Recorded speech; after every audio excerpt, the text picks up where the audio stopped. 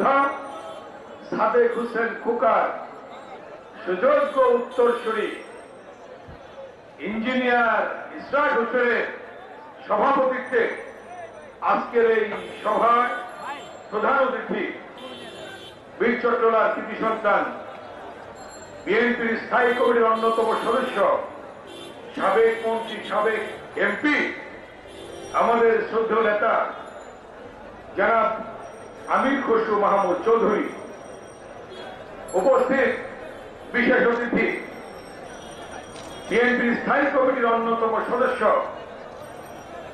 আমাদের শ্রদ্ধেয় নেত্রী দেশনেত্রী বেগম খালেদা জিয়ার সাথে যিনি রাজপথে মিছিল করেছেন সাবেক মন্ত্রী সাবেক এমপি বেগম সেলিমা রহমান, একটু আগে যিনি বক্তব্য দিলেন এই ঢাকা মহানগর দক্ষিণের সংগ্রামী আহ্বায়ক বীর মুক্তিযোদ্ধা স্বাধীনতার সুবর্ণ জয়ন্তী উদযাপন কমিটির সদস্য সচিব সাবেক ডেপুটি মেয়র জনাব আব্দুল সালাম, উপস্থিত এখানে রয়েছেন আমাদের অনেক অতিথি, আমি এর নাম বলতে গেলাম না। ঢাকা মহানগর দক্ষিণের সুযোগ্য সদস্য সচিব সাবেক ছাত্রনেতা সাবেক যুব নেতা জনাব রফিকুল আলম মজদুর সহ উপস্থিত এই ঢাকা মহানগর দক্ষিণে বিএনপি অঙ্গ সংগঠনের নেতৃবৃন্দ, আমার প্রিয় সাংবাদিক বন্ধুরা, আসসালামু আলাইকুম। আমি বক্তব্য দীর্ঘায়িত করব না, আমাদের শ্রদ্ধেয় নেতৃবৃন্দ বক্তব্য রাখবেন। আপনারা জানেন এই ঢাকা মহানগরী বিএনপি 16টি স্থানে 16টি জনসভা স্থান দেওয়া হয়েছে এবং বিক্ষোভ সমাবেশের কর্মসূচি ঘোষণা করেছে। কি জন্য? তেলের দাম কমানোর জন্য, বিদ্যুতের দাম কমানোর জন্য, অক্টেনের দাম, ডিজেলের দাম, পেট্রোলের দাম, কেরোসিনের দাম কমানোর জন্য, লোডশেডিং এর প্রতিবাদে এবং ভোলায় ছাত্রনেতা নুরে আলম হত্যার প্রতিবাদে, ভোলায় স্বেচ্ছাসেবক দল নেতা আব্দুর রহিম হত্যার বিচারের দাবিতে এবং নারায়ণগঞ্জে যুব নেতা শাওনের হত্যার বিচারের দাবিতে এই কর্মসূচি ঘোষণা করা হয়েছে। এই কর্মসূচি কি? তেল, চাল, ডাল, নিত্য প্রয়োজনীয় দ্রব্যমূল্য কমানোর জন্য এই কর্মসূচি দীর্ঘদিন চলছে, সারা বাংলাদেশে হয়েছে। এখন যখন ঢাকায় উত্তরে 8টি জনসভা, দক্ষিণে 8টি জনসভা যখন ঘোষণা করা হয়েছে, তখন শেখ হাসিনার মাথা খারাপ হয়ে গেছে। শুরু হলো দক্ষিণ দিয়ে 10 তারিখে, আপনাদের মনে আছে পল্টনে বিশাল সমাবেশ হয়েছে। 11 তারিখে উত্তরে বিশাল সমাবেশ হয়েছে। 12 তারিখে দক্ষিণে বিশাল সমাবেশ হয়েছে সেগুনবাগিচায়। 13 তারিখে উত্তরে আজমপুরে বিশাল সমাবেশ হয়েছে। সেখানে কি করলো? শেখ হাসিনার নির্দেশে কিছু আওয়ামী লীগের সন্ত্রাসী বাহিনীরা লাঠি সুতা নিয়ে চারিদিকে ঘোরাফেরা শুরু করল। পুলিশকে জানালাম আমরা তো 16টি স্থানে জনসভা করব, আমরা তো অনুমতি নিয়েছি, চিঠি দিয়েছি, এই যে আজকে যেমন শান্তিপূর্ণ সমাবেশ, এরকম শান্তিপূর্ণ সমাবেশ আমরা করব। সেখানে কি করলো? লাঠি সুতা নিয়ে আগ্নেয়াস্ত্রে ঘোরাফেরা শুরু করল। পুলিশ কিছু বলল না। সেখানে আওয়ামী লীগের যে এমপি ছিল, সে এমপির নেতৃত্বে উত্তরাতে হাবিব হাসানের নেতৃত্বে সেটা হয়েছে। তারপরে আপনারা জানেন গত 15 তারিখে গতকাল আমাদের পল্লবী জুড়ে কর্মসূচি ছিল, শান্তিপূর্ণ কর্মসূচি। পুলিশ কমিশনারকে চিঠি দেওয়ার পরে আমি আমাদের দক্ষিণের আহ্বায়ক বীর মুক্তিযোদ্ধা আব্দুল সালাম, রফিকুল মজনু, আমিনুল সহ আমরা গেলাম কমিশনার সাহেবের কাছে। তিনি দিয়েছেন অনুমতি, চিঠি দিয়েছি আমরা। শান্তিপূর্ণ সমাবেশ পরশুদিন রাতে হঠাৎ করে বলল যে আমরা এখনো দিতে পারছি না, ডিসি কমিশনার অসুস্থ। ডিসির সাথে কথা বললাম, একটু আগে শুনেছেন জসিমউদ্দিন মোল্লা ডিসি দক্ষিণ উত্তরে আপনার মিরপুর জোনের ডিসি, তার সাথে গত পরশুদিন রাতে আমি নিজে কথা বললাম, বললো জানাচ্ছি। এরপরে পরের দিন আমাদের মহাসচিব মির্জা ফখরুল ইসলাম আলমগীর কথা বললেন কমিশনের সাথে, বললেন দিচ্ছি, ডিসি সাহেব দিয়ে দেবে। গতকাল 11টার সময় 3টায় জনসভা, 11টার সময় দেয় নাই স্থান আমাদের। ডিসি সাহেবকে বললাম যে এখন তো 11টা বাজে, 3টায় জনসভা। তখন উনি বললেন ঠিক আছে, আমি ওসি সাহেবকে পাঠাচ্ছি, একটি জায়গায় আপনাদের ব্যবস্থা করব। এদিকে প্রথম দিল আমাদের পল্লবী ঈদগাহ মাঠ, এরপরে দিল ডি ব্লকে, এরপরে দিল মুকুল ফৌজের মাঠে। 1 ঘন্টার মধ্যে 3টা স্পট পরিবর্তন করল। এরপরে 1টার সময় অনুমতি দিলেন ডিসি জনাব জসিমউদ্দিন মোল্লা। দেওয়ার পরে 3টায় জনসভা, ডক্টর খন্দকার মোশাররফ হোসেন প্রধান অতিথি। সেখানে অস্থায়ী ভাবে ট্রাক দিয়ে মঞ্চ বানানো শুরু হলো।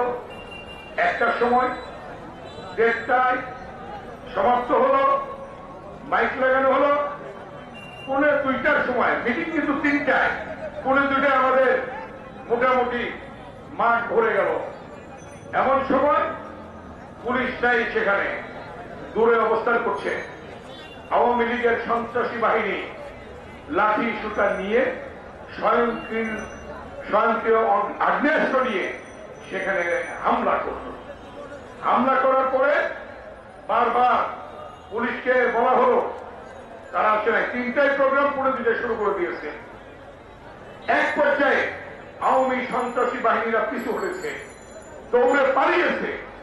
এরপরে তারা সংঘবদ্ধ হয়ে পুলিশ নিয়ে, পুলিশ সামনে তারা পাশে, টিয়ারশেল গুলি শুরু হলো।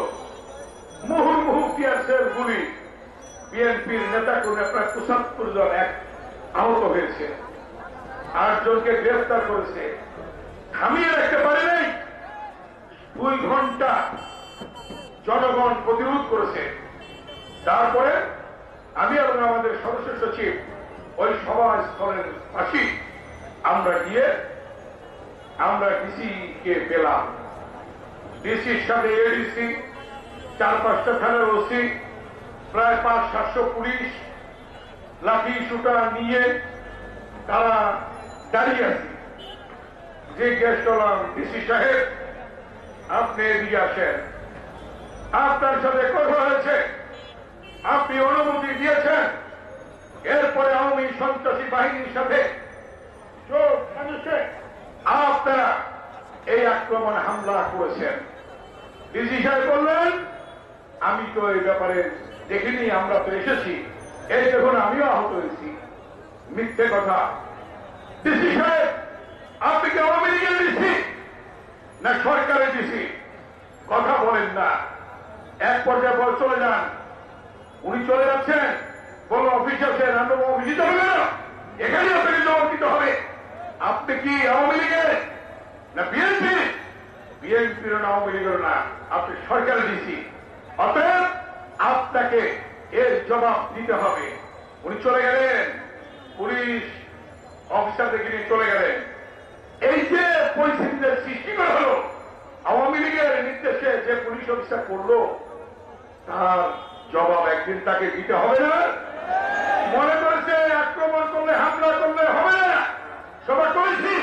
আজকে সালাম বীর মুক্তিযোদ্ধা আব্দুল সালাম এবং রফিকুল আলম মঞ্জুর নেতৃত্বে এখানে সমাবেশ হচ্ছে।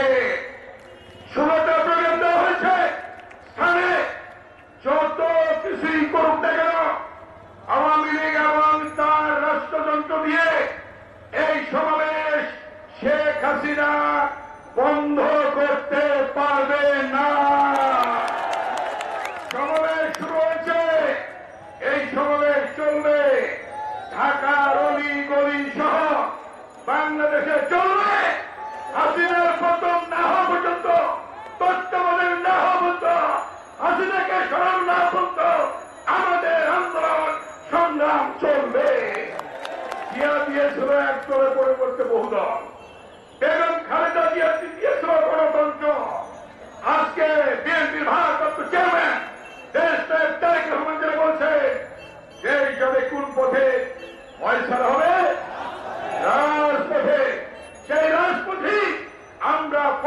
করে দেশটা তারেক রহমানের নেতৃত্বে এই কয়েক মাসের মধ্যেই হাসিনার পতন হবে ইনশাআল্লাহ।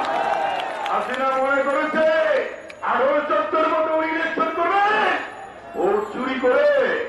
হাসিনা কি বলে বলুন? কি বলে?